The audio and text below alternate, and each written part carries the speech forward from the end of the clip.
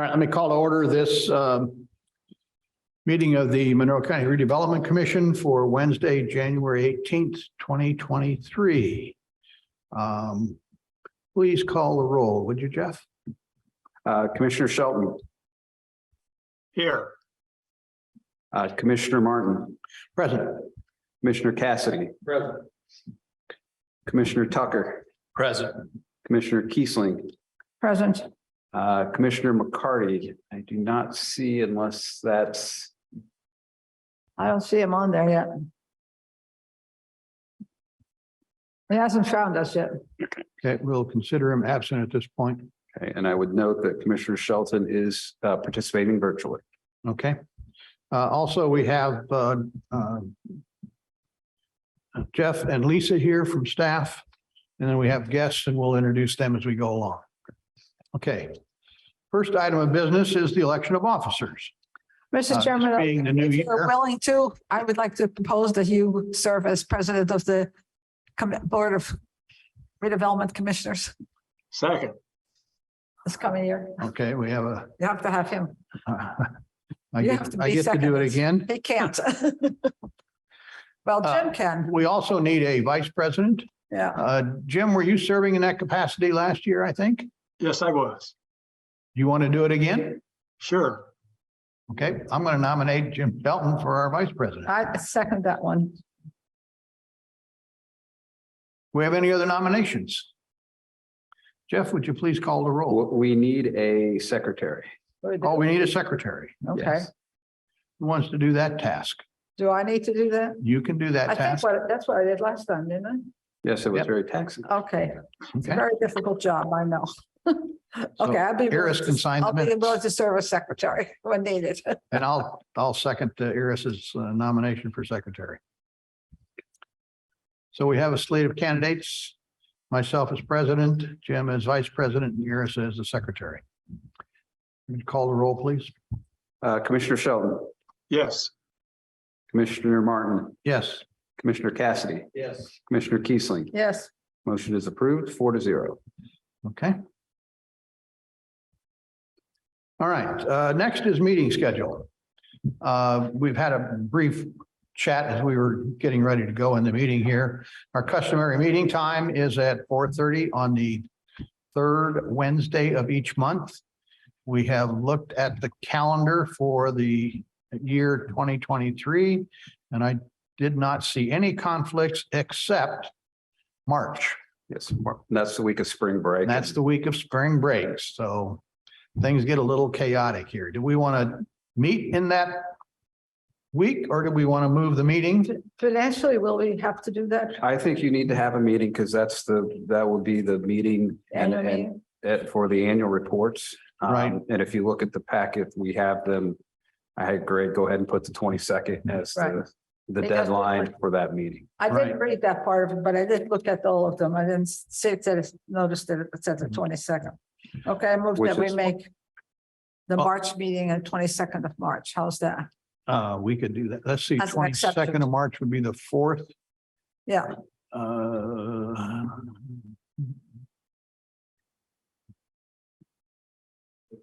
22 March. And I may not be here in April. There's a good chance I may not be here. Yeah, I I have think I some- can make the 22nd, so that's okay. All right. So the proposal then is to use the third Wednesday, Mhm. except March. All right, Um, and March will be the 22nd of March. that will be the fourth Wednesday. So moved. Second, We have a motion and a second to set our schedule for a meeting on the third Wednesday of each month, except the month of March, which will be on the fourth Wednesday, and the meeting time will be at 4:30 PM in the afternoon in this room, the Nat U Hill Meeting Room of the Monroe County Courthouse. Please call the roll. Commissioner Shelton. Yes. Commissioner Martin. Yes. Commissioner Cassidy. Yes. Commissioner Kiesling. yes, Motion is approved 4-0. Okay. All right. Little introduction here.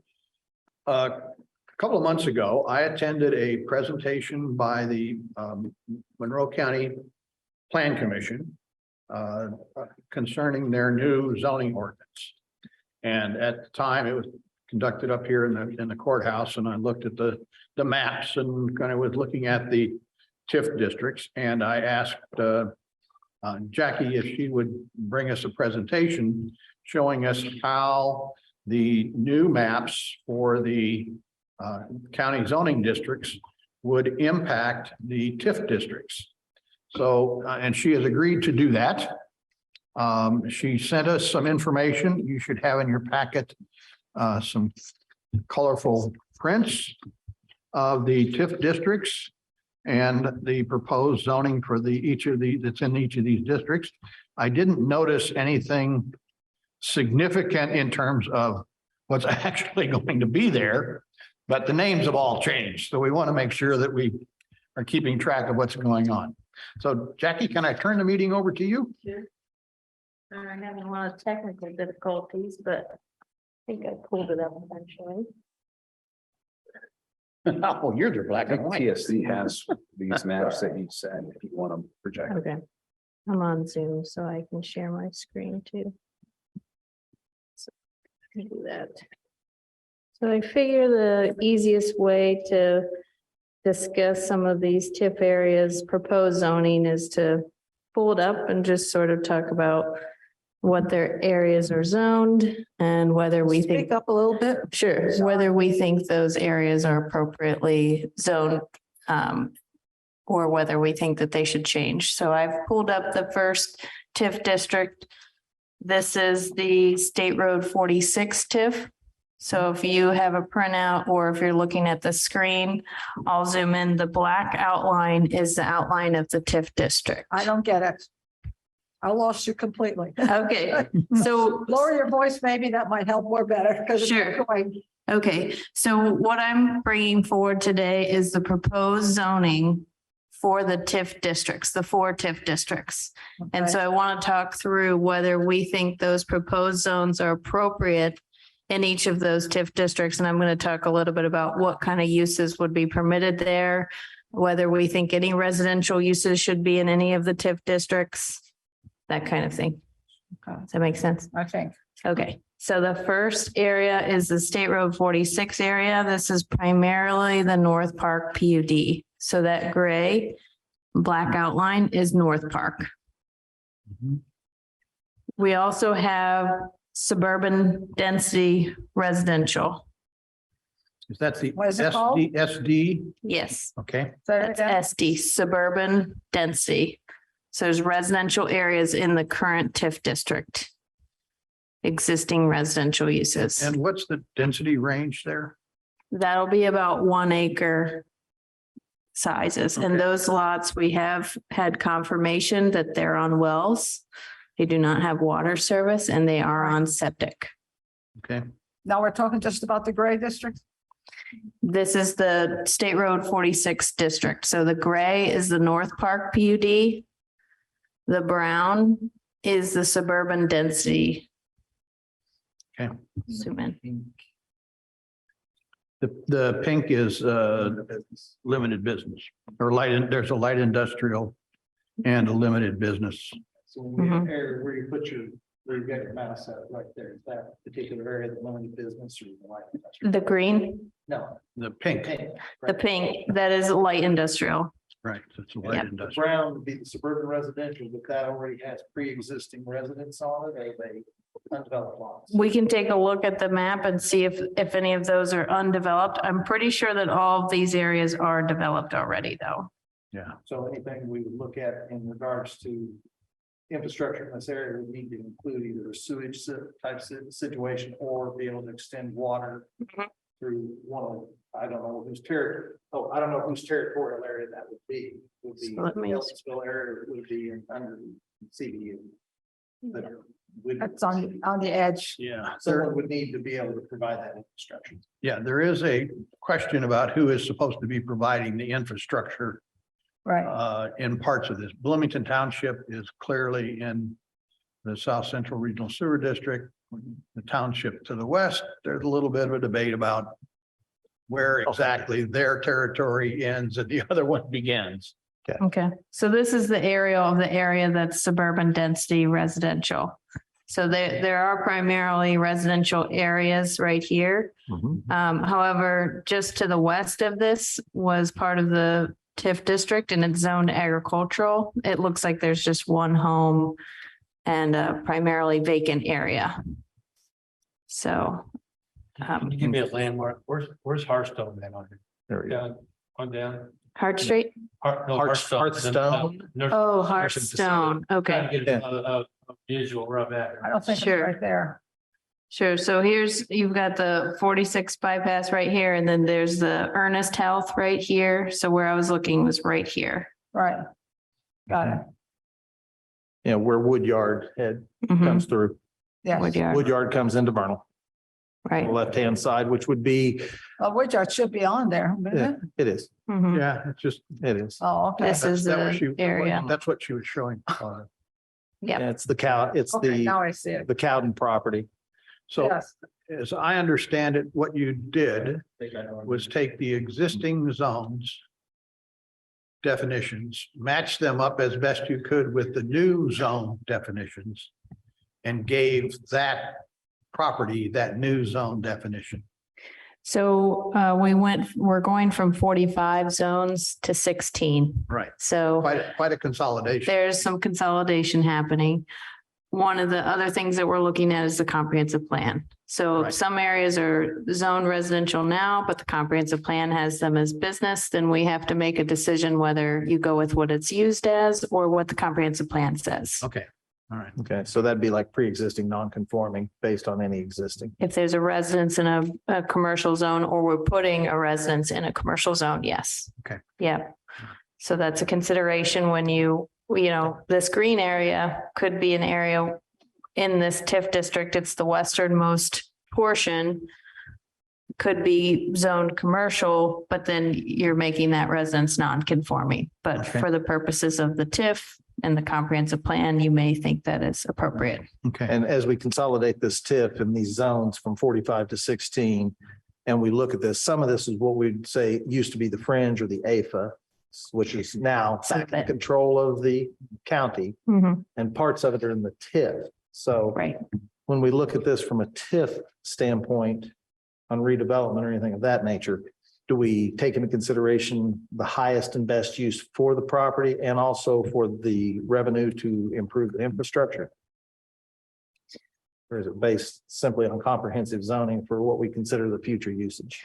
I think the TIF district can weigh on the zoning proposal, but it's certainly legally, we still have to go with what the comprehensive plan is saying as well. But if we were to deviate because of the TIF district, I think that would be a good reason. Yeah, and the only reason I ask that is the ability to capture the revenue to enhance the infrastructure Right, in the area for the redevelopment of it. right.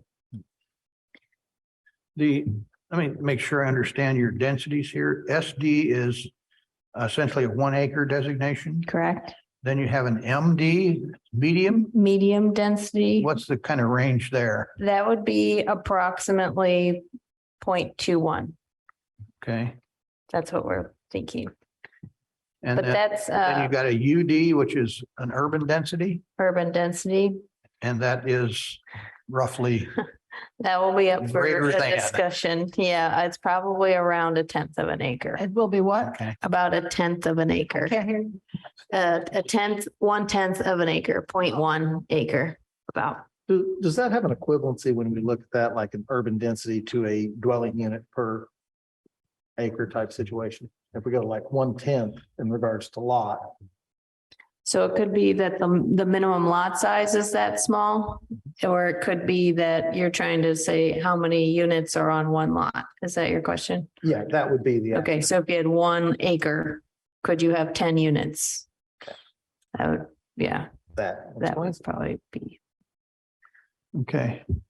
The other one I had was in this area, there's along Arlington Road Okay, and across the street from the quarry, which is a heavy industrial. There's a yellow area there.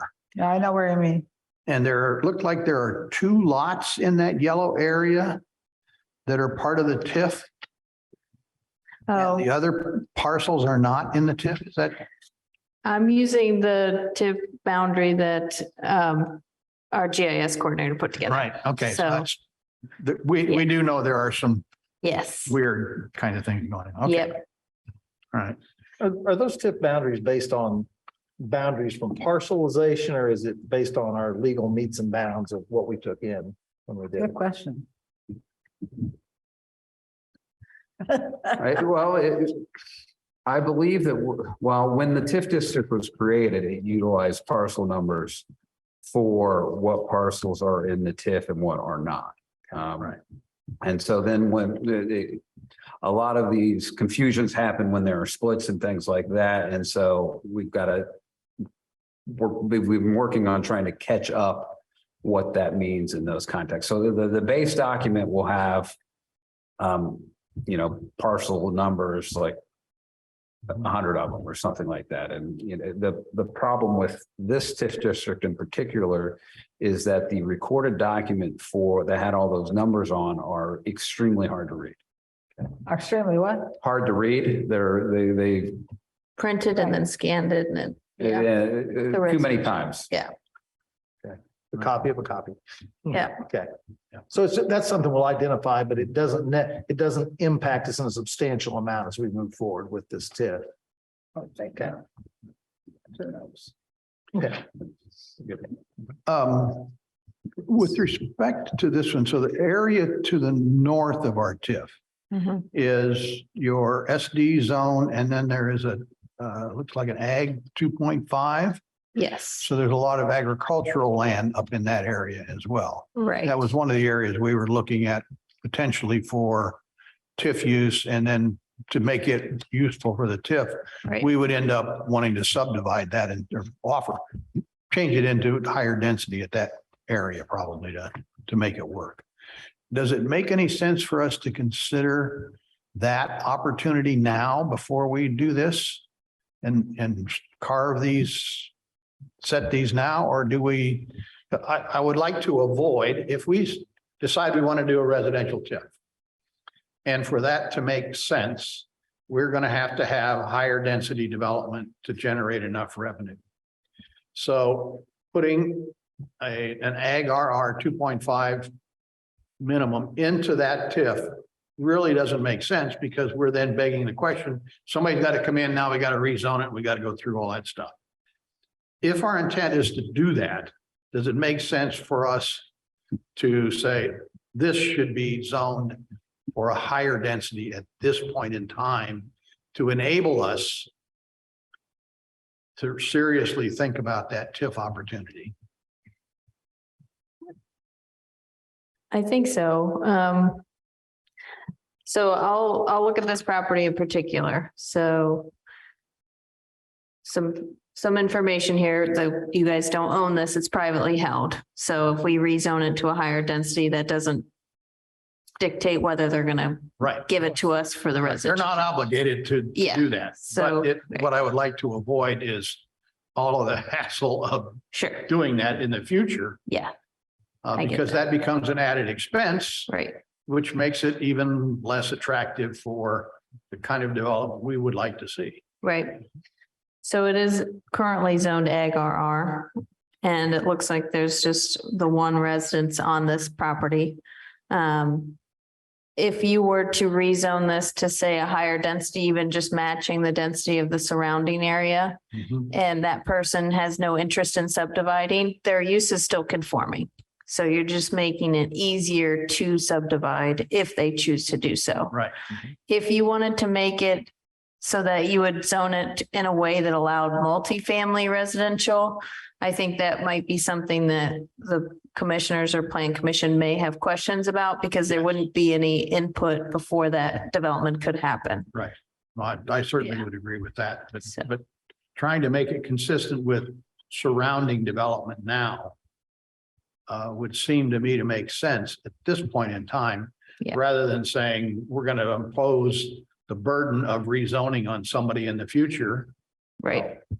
So I think in this area in particular, you have the yellow to the north, which is about that 0.21 acre minimum lot size. Then it's sandwiched with that ag RR lot, and then it comes back to a suburban density, which is a 1 acre. So I think there could be, roads are a good way to define zoning boundaries as well. So I think that would be a good reason, but when we're rezoning or thinking about zoning different properties, we also have to think about, well, then the neighbor is going to ask for that same designation and what's stopping them from getting that higher density. Right. So we have to keep that in mind. The way we're going to be looking at individual lots that deviate from maybe the comprehensive plan is that we have a feedback survey that will pop up if you click on this parcel, and it will be able to have. I'll wait for the bell for a second.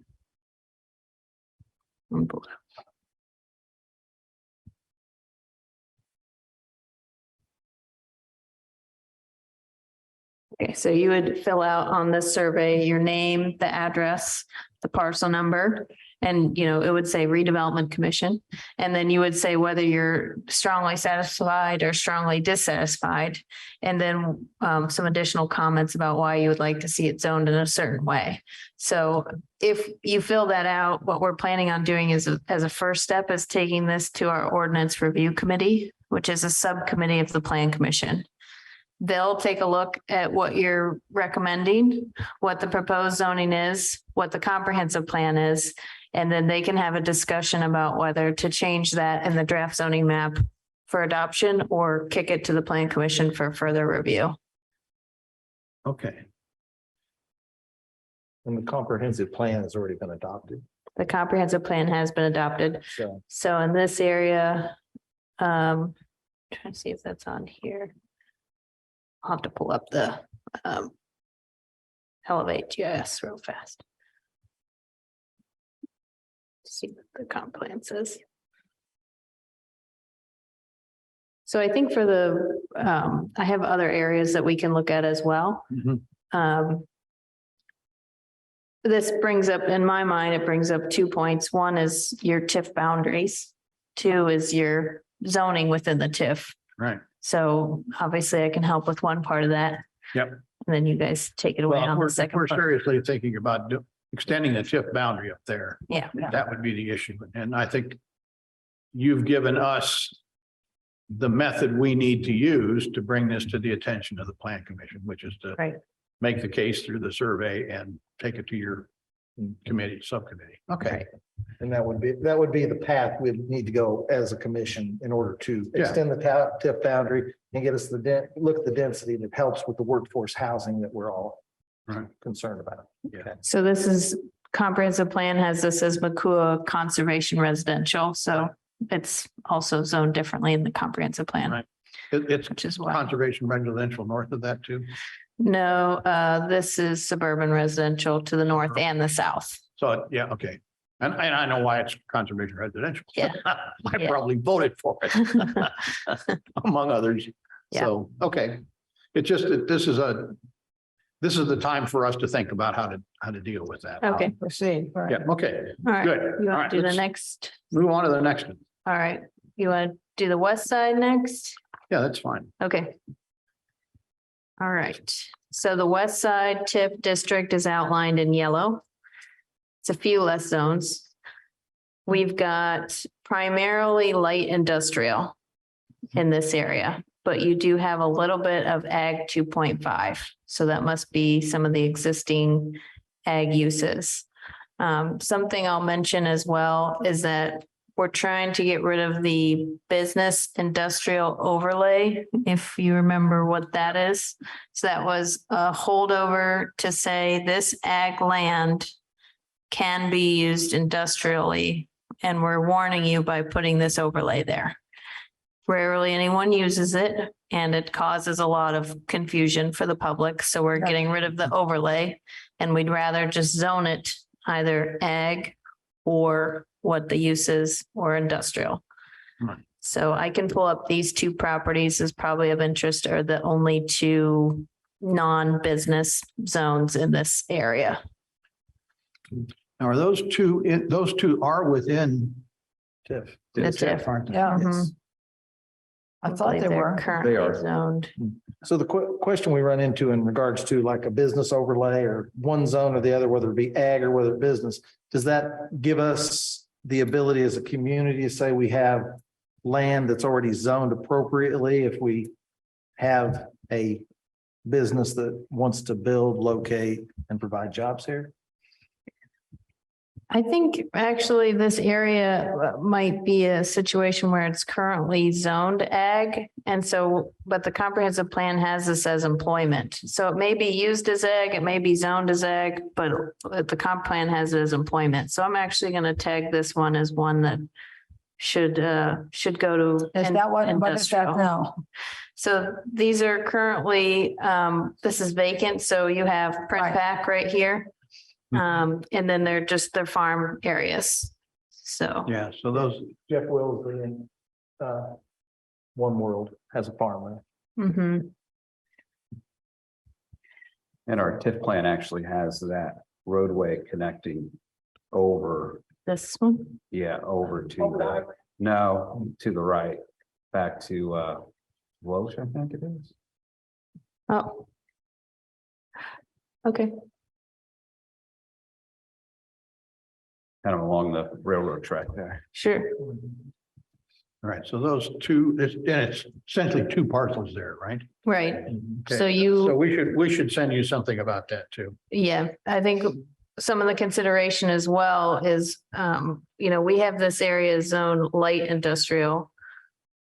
And the areas further east are zoned heavy industrial. So what we like to do is have your heavy industrial encapsulated by light industrial before you then hit residential. Right. So you're phasing out the intensity.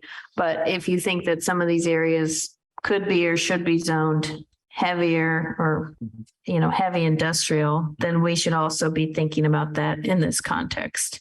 So the differences between heavy industrial and light industrial, I'll give you an example.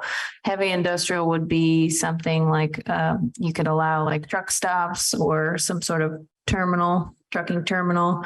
Light industrial is more like your warehousing and distribution sites, typically not a lot of in and out, but there is some truck traffic. So heavy industrial tends to have more outdoor storage, more visible impact, whereas light industrial tends to be more indoors or involving trucks. Both Yeah. involve trucks. And this particular area that we're discussing right now, it has a rail line that goes right Mhm. beside it. That's So what? it has a rail line Okay, that- right, yeah. that goes That's through still there, right? and it's there. Yeah. And it goes right through town. And then it's got a terminus that goes into Print Pack. Right. So, I used to know where they were, but I don't right now. Now, am I correct that the white triangle down there is actually in the city at this point? Yes. Yeah, Okay, what about it? what? this is in the city. That's one of those squirrely things that happened many, many years ago. Okay. One of the strip annexations where they followed the road out. Yeah. Okay. Pre-1976.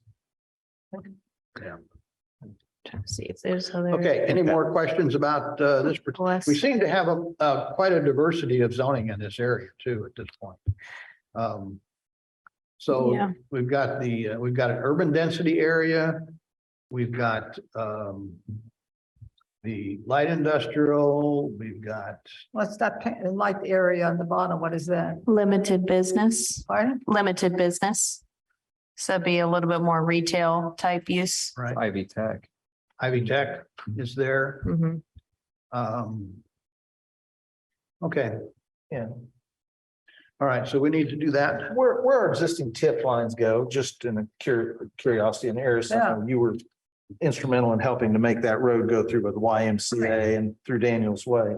As we look at that and we start talking in regards to our expansions of any TIFs and our expansion of workforce housing, from a zoning standpoint, is that, because right now we have that, what is ag? Or Yeah, this is all, that's all ag. Is that something that you would look at in regards to being able, as Richard said, to have something in place now? Because, we have employment, we have YMCA, we have Right, connectivity accordingly, even in the airport. So as we look at that's things, true. trying to identify workforce housing or something that spreads things out without having to have additional traffic generators and such. Is that something that would look through, or is it based on the comp plan that would never be a consideration? Because as a community, we put a lot of infrastructure in that area. Yeah, so we recently, We put roadway, but we Yeah. haven't put sewer, right. and that to have real industrial, we Need need, sewer. we need sewer in there. We've also recently, where my mouse is right now, had a rezone request from light industrial to ag RR because there are existing residences there. And because this was outside of the TIF boundary, even though we built a new road in that area, it was rezoned to ag. So there are some folks that are going to be asking for that industrial to turn to residential. And so some of the conversations that we have is it best to accommodate a little bit of mixed use? Or is it best to just say you can exist your pre-existing non-conforming house, but if you try to change that, you'll need a rezone first. And when we get into the ag rural reserve, we're at what, 2.5 per acre? Yeah. Yeah. These are all, this is a lot of built out area though, to the west of right where my mouse is. So. Okay. All right. What's the difficulty, Jeff, if we go to expand any of these tips accordingly from a boundary standpoint? Well, expanding the TIF, you can do, right? I mean, there's a process, and part of that process involves going to the plan commission to make sure that your plan is in conformance with the county's comp plan. That's part of the process. So, you know, that's really where the conversation happens as to, do these two things meet up, or are they not in compliance? And if the plan commission says it's just not in compliance, they say no, and then it just doesn't happen. I guess the other side of that is that, you know, the West Side TIF has a life. So if you're expanding the TIF, you're not necessarily expanding that life, but you would be creating opportunities where that increment could be used in those areas in different ways.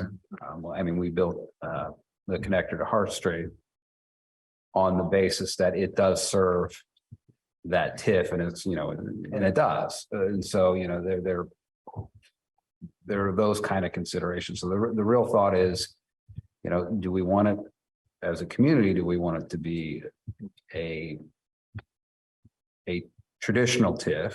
And there's always an option, even with although the financing doesn't work as well with using the current zoning for a residential TIF, but it'll look different, right? Because your increment's not going to offset the same amount of infrastructure as it would with a more traditional TIF. So there's a lot of thought and conversation there. My guess is a lot of that is zoned how it is because of the sewer and the lack of connection. And so, you know, that's one of the conversations to have with the plan commission is you have this as this type of zoning because these infrastructural constraints. We want to put that infrastructure in. Does that change your equation on what you want there? And that's probably a little bit longer of a conversation. That's not comes down to conversations, time, what the community needs, and the money it takes to put the proper infrastructure in for the future. And there's two ways of doing it in my mind. Well, maybe three. You could zone to allow for future infrastructure such as sewer and say that the uses in the table are constrained until this has sewer. You could do it that way. You could also have two levels of development standards, one with septic and one with sewer. I think the Plan Commission is leaning more towards the latter because the State Department of Health issues commercial septics for a variety of uses. Right. And so for us to say, yes, you could get a commercial septic, but we're saying that you need to have sewer, we don't know if that's a good approach. That's an interesting way to think about some of these areas is to change the zoning depending upon the infrastructure that's available to support it. which could change all the time. So our zoning map only changes every 24 years. So we want to make it as, Right. you know, approachable and flexible as we can without zoning things that just will never have that type of Right. infrastructure. But I think having this road network and things like that makes this a Well, there are key area. a large segment of the community which would prefer low density everywhere. Yep. So we have to take all that into account. Yeah, okay, and infrastructure in Next. regards to health. Yeah. Sewers, as we well know, Yeah. are much better than a septic. So this is an easy one. This is the Curry profile, which I believe is just the This is a old hard one. cook. We got site. 2 lots. It's heavy industrial. So that's the highest industrial zone that there is. So the So purple is what? heavy industrial. Is that the old G? Yes. Yeah. Okay, that's what I figured. Mhm, I know enough of that area. It's bad. mhm. Okay, so then I'll kind of go over to the Fullerton Pike area. Okay, So this area is proposed to have some general business and limited business zoning. Mhm. And then a good chunk of it is in the city. Okay. So taking a look at those limited business uses. We could pull this area up. We've had some inquiries about this recently, quite a few. But it's still vacant, so. I'm gonna ask a question that may just be completely silly in regards to, is there any way it could ever just be put back into the county? De-annexation. The annexation. I don't believe there's a formal process for that, but. There is a that's- statutory process Okay. for de-annexation. Yeah, yes, I've done it. okay, So okay, the technical answer is yes. okay. The practical answer Yes. is no. That's fine. I just looked at, based upon the constraints and the circumstances that occurred in this particular TIF area. Yeah, just had to ask the question. Okay. So this area is currently zoned for limited business and general business right now. Mhm. This property in particular is split zone, so we're trying to correct any split zones that we come across during this process. Right. This area is, a lot of it is vacant. This is an old subdivision that did not get, I would say, properly finished out. There was some road connectivity that needed to happen. So, if it does get zoned appropriately, I think we would still be considering some of those road connections potentially. Jenny, which particular road connections will be needed in order to make it what was proposed originally? I mean, Richard, I'm sure you might be able to kick in on this one. This the. This is the medical hospital. I believe they were supposed to complete out this road and create a cul-de-sac. I don't think this lot was, I don't know if they were supposed to connect it all the way to Rockport here. Maybe Richard remembers better than I do. I suspect that the intent was to connect it to Rockport Yes. so that it would be a frontage road. Mm-hmm. And you see the stub there, so Yeah. I'm assuming that's probably what was envisioned at that point. Yeah. So any additional development would look into the TIF would have something of that nature into it. Yeah. Yeah.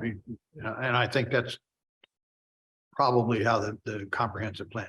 Now, I noticed that you do change the zoning on the east side of the road where we have currently some residential zoning that would then go into this light industrial category Or the pink, or the pink, that's limited business. limited business. Yeah, But so now it's zoned is its own ag. ag, Mm-hmm. right? So, that's consistent with the comprehensive plan, as far as I remember. Yeah. Okay, What is limited business?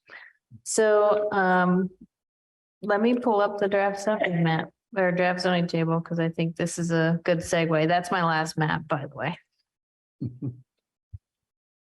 Actually, I'm gonna go here. MonroeCDO.com is a good resource.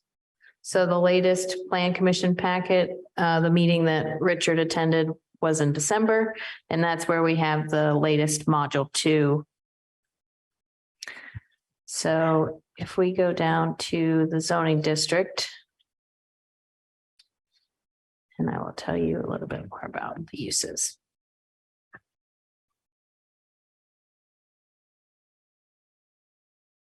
I would say probably most changes are happening in either the limited business district or the rural community districts. Those are supposed to be, rural community is going to be a new zone. That's going to be for the designated rural communities. Limited business, we're trying to allow more uses near residential. So more retail uses near residential, but make them conditional so that neighbors would still be notified. So I'll go down to some of the, let's start with the personal services. So limited business would allow things like artisan food or beverage production, bed and breakfast, catering, check cashing would be conditional, dry cleaning, financial institutions, personal services, real estate sales, veterinary, small office, offices, microbreweries, firearm sales, grocery store, Doctor offices, veterinary offices or medical. just veterinary or not medical. I think there's also medical, so let me find that.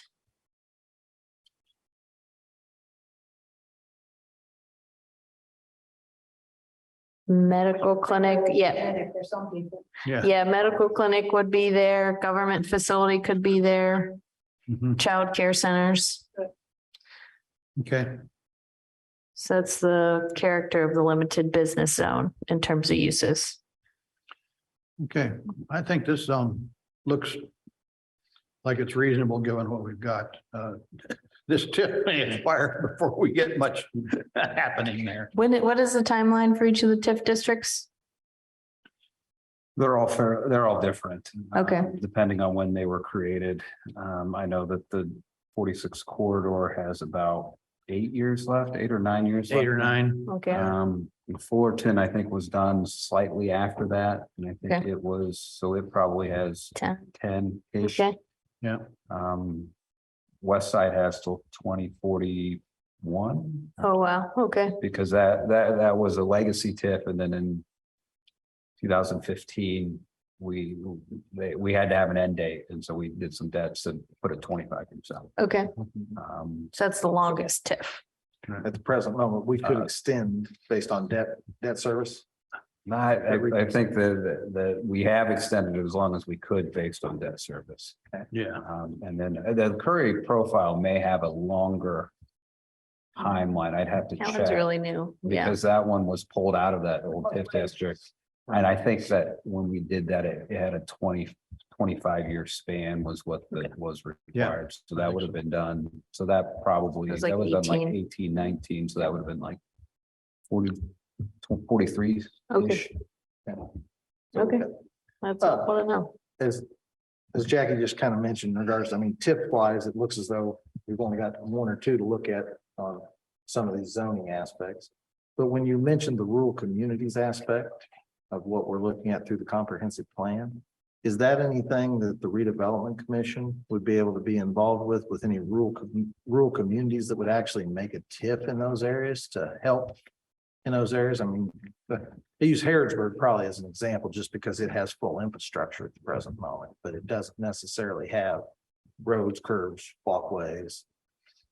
I've always thought that from a residential TIF perspective, it would be an interesting project if you had a kind of older neighborhood that needed some of those infrastructure improvements alongside probably a new development where, you would, put them together, and the new development would raise the increment a little bit quicker than rehabbing old buildings. But you could use the funding there to do all the residential improvements, so it all kind of matches and makes it into one neighborhood. I've always thought that would be kind of an interesting concept. The residential says, I think the struggle is always how do you get enough infrastructure, increment to make those kind of projects work. So I mean, those are kind of, how do you partner into a public-private partnership to kind of, not only build these new developments, but also kind of help with the infrastructure and improvement of infrastructure, some of the kind of older communities. Yeah, to bring it up and revitalize that community as a rural area as a whole. You know, we look at Harrodsburg, we look at Unionville, and, you know, we're talking slopes, septic, we have schools, and, you know, anything we can do to try to revitalize those particular communities that cut down traffic, you know, cut down trips, make the sense of community and pride.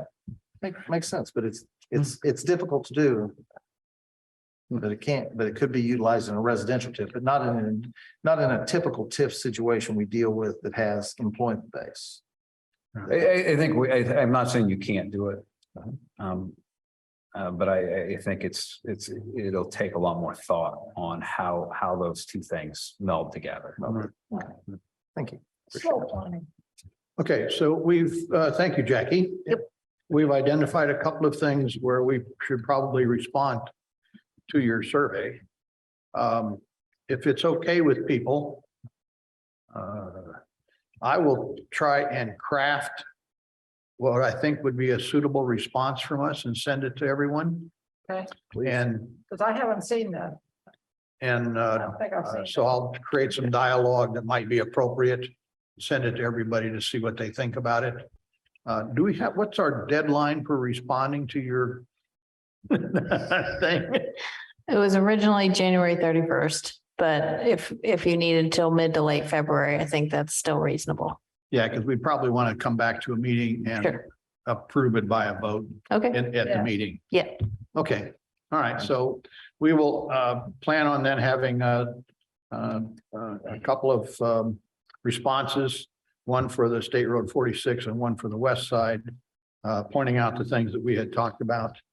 And we'll have that available for our next meeting in February where we can discuss it and vote on it as a submission to the Plan Commission okay, through their process. That sound good to you? that sounds good. Okay, All right. Just clarification, general responses back there, did you say need to be in by January 21st?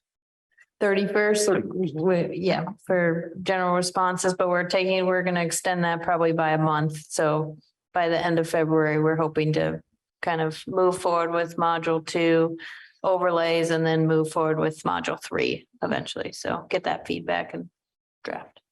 Thank you. Appreciate your presentation very much. Thank you. I think they could ask for public comment. yes. Yes, certainly. Yeah. I think one would like.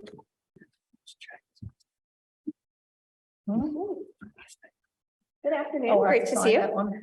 No.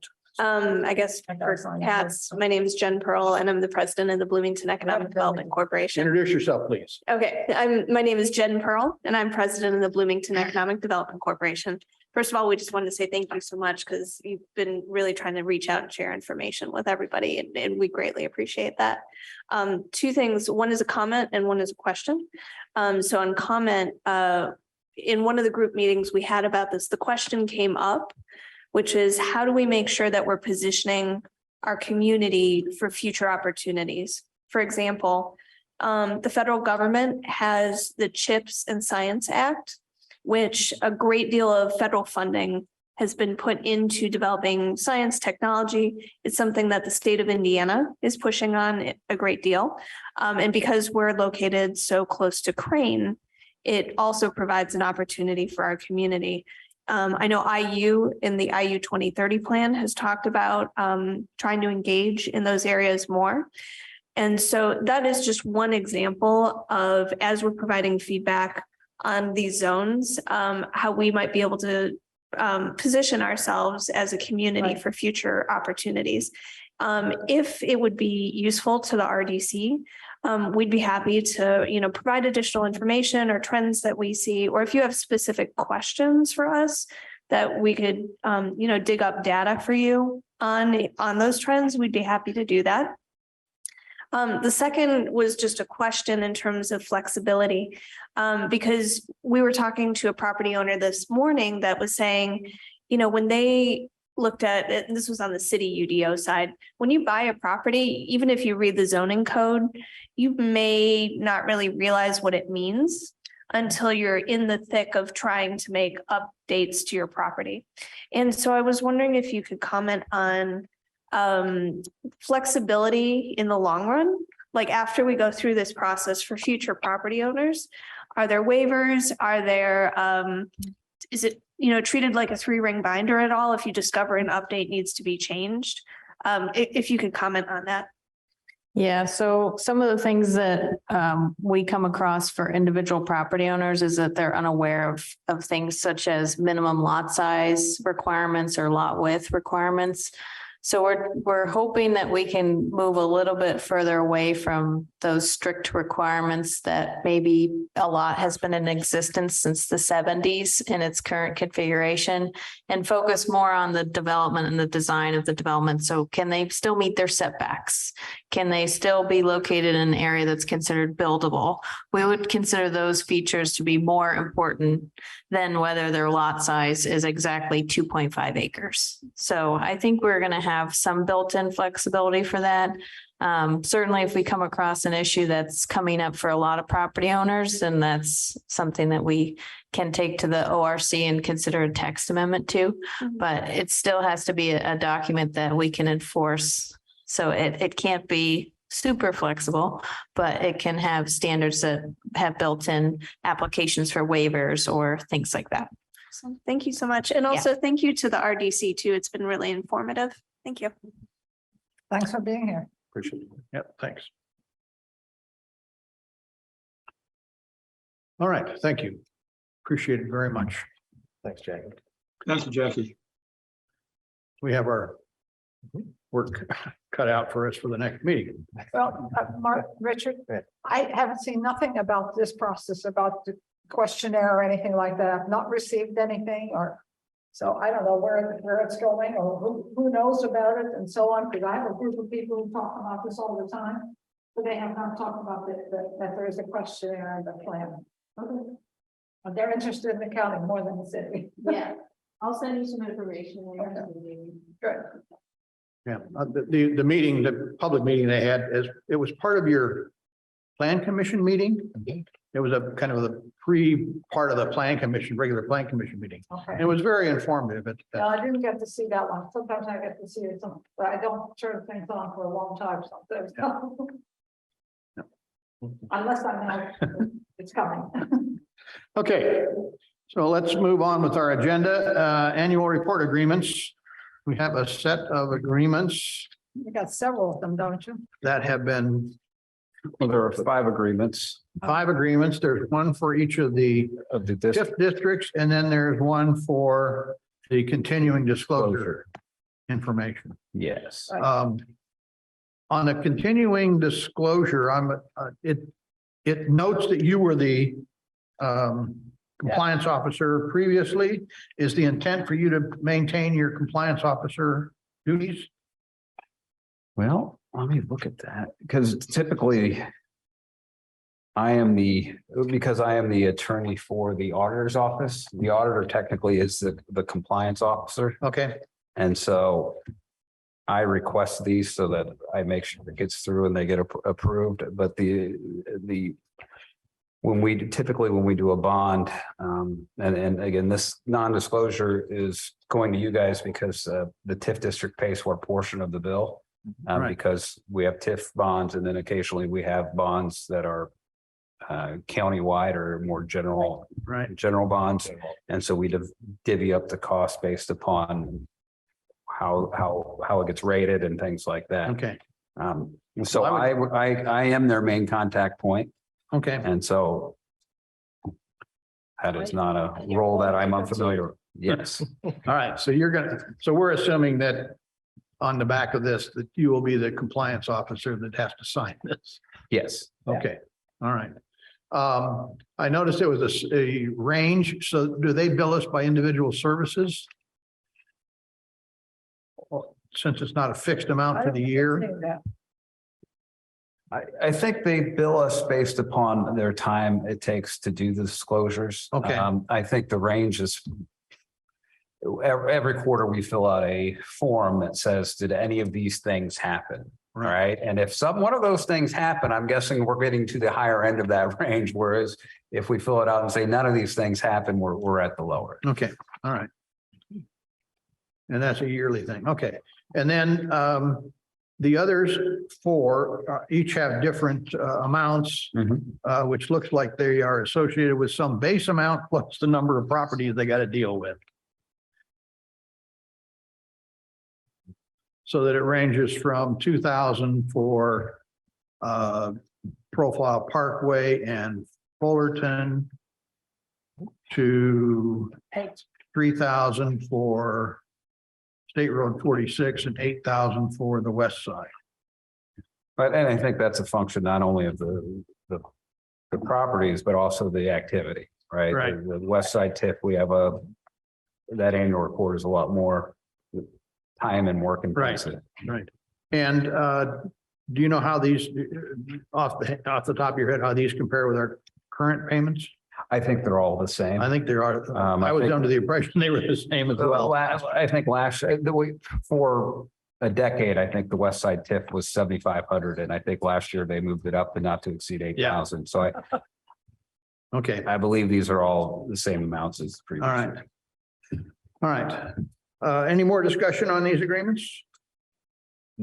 And I take it that we recommend that the commissioners sign the continuing disclosure and that we then approve the other four. Is that correct? I think you will approve the other four. I will tell you that since they are service contracts, they also have to be approved by the county commissioners. Okay. So we'll run them through that meeting as well. Okay, good. all right. So I will entertain a motion for approval of the four annual report agreements and a recommendation for the commissioners to approve the continuing disclosure filing contract. Second, Yep, I'll make a motion to Okay, approve them all right. as So presented. Randy makes the motion. Iris seconds. Want to call the roll, Jeff? Commissioner Shelton, Yes. Commissioner Martin, Yes. Commissioner Cassidy, Yes. Commissioner Kiesling. yes, Motion is approved 4-0. Okay, thank you.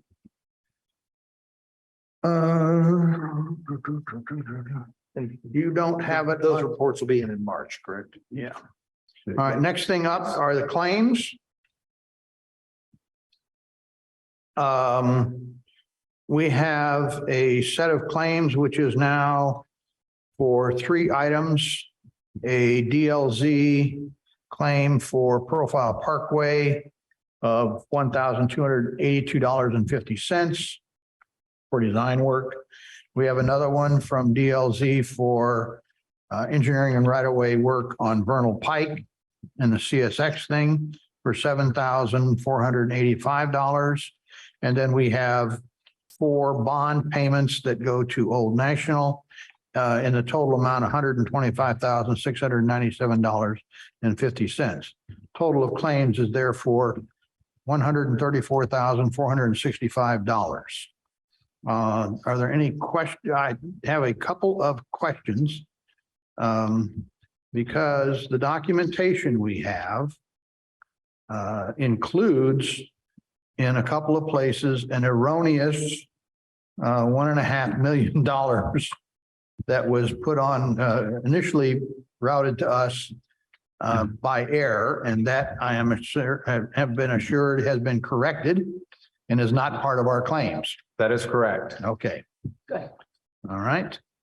Are there any other questions about these claims? I move that we approve the claims as presented.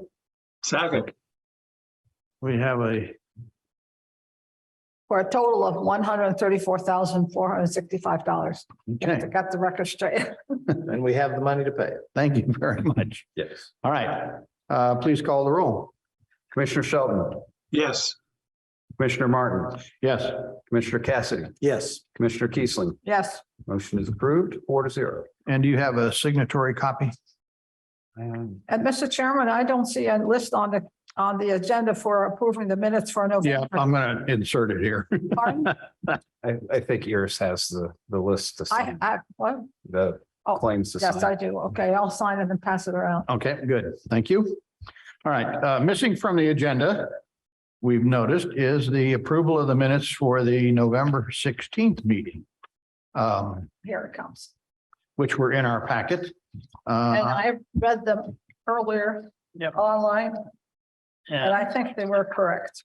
Yep, I believe they are as well. Unless Lisa has any corrections. I know she's on here. I'm good. Okay, I move approval of the minutes, thank you, Jeff. November meeting. Okay, we have I'll Mr. second. Shelton. motion and a second for approval of the minutes of the November 16, 2022 meeting. You want to call the roll, Jeff, please? Commissioner Shelton, Yes, Commissioner Martin, Yes. Commissioner Cassidy, Yes. Commissioner Kiesling. Yes, Motion is approved 4-0. Okay. And we are at staff comments. Lisa, have you got Hello. anything for us today? Not a whole lot. We're still on schedule for February 15th, letting for the Vernal Pike Connector Project. So we're praying for good bids on that. And then the Fullerton Pike Phase 3 project right now is letting for July. That might be moved back a month or so just due to some new DNR requirements and permitting that seems to take a little bit longer and everybody's trying to figure out their new process. So, but other than that, Prairie Pike roundabout, that's all finished. We've done our punch list items. We have some tree plantings to do when the weather is feasible to do that. But other than that, it's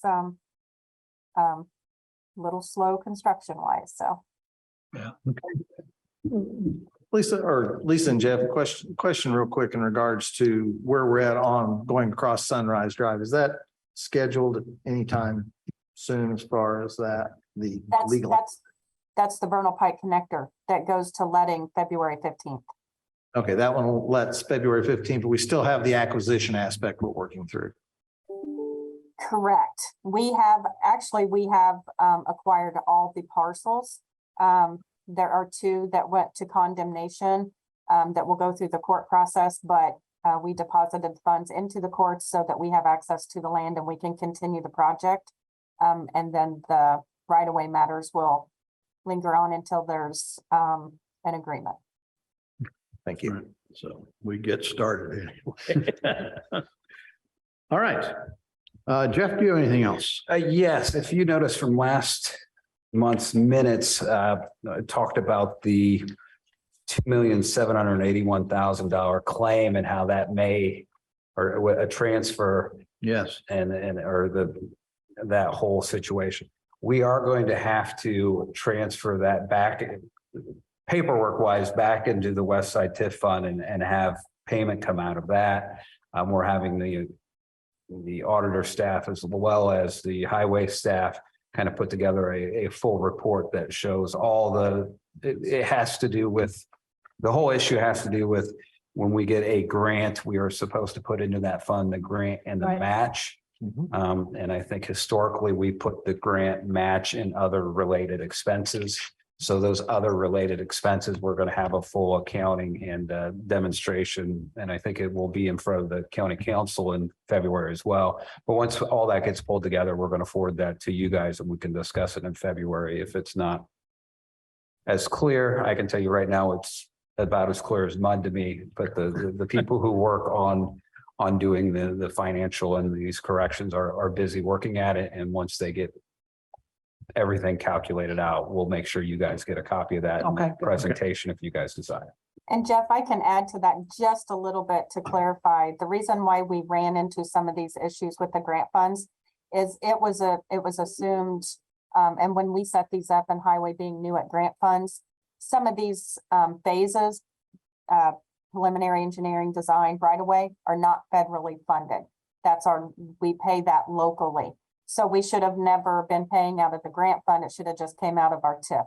So we're making those corrections. So that's kind of what started the whole thing, is just new with grants. and where they were to be paid out of. So we're just making those transfers, corrections, so we can get everything balanced. Right, got to put all the beans in the right piles before you That's put it in the pot. Yes. And I know Richard had a concern about tracking projects. NDOT tracks our federal aid projects, as I do here in our department, by assigned DES number. The auditor's office is going to start using that number to attach to claims. So you'll be able to run those reports using just that one tracking mechanism between all of us, and you'll be able to get the full cost of that project, no matter what fund it's paid out of. Okay, good. All right. Time for commissioners' comment. Jim, do you have any comments? No, I don't. Thank you. Okay, Randy? Just want to thank Jeff and yourself for inviting Jackie and giving us a good overview of what it is. Greatly appreciate it. Yours? I don't have everything, but I hope I can keep track of all the All right. moving parts. Brad? I have a little bit problem hearing that over there, so I don't know if that, I have to move myself to somewhere else or what, but there's. Yeah, the echo in there. here sometimes gets to be a little Yeah. much. So I hope I got most of it. I may have to go back to the TV and hear it again. So, but thank you. Yeah, Brad, do you have anything? No comment. Happy New Year. Okay, Glad you're here. and I think I made all of my comments during the meeting, so I think we're in pretty good shape. Do I have a motion to adjourn? So moved. Second. I have a motion and a second to adjourn. We are adjourned. That is